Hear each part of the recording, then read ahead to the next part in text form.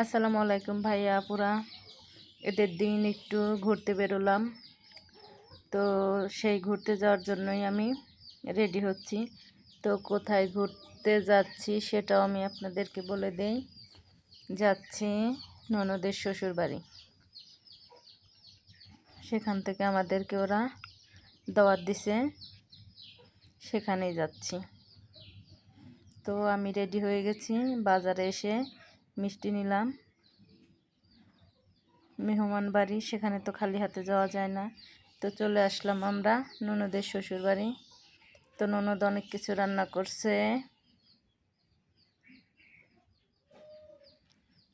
করছে, পোলাও, রোস্ট, দেশি মোরগ, এখানে আছে পাতলা ডাউল,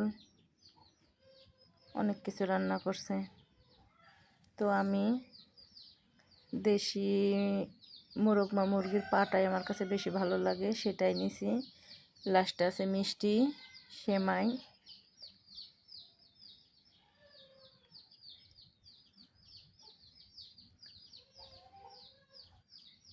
আর সব চাইতে শেষে আছে সেটা হচ্ছে 7 আপ। আজকের মতো ভিডিও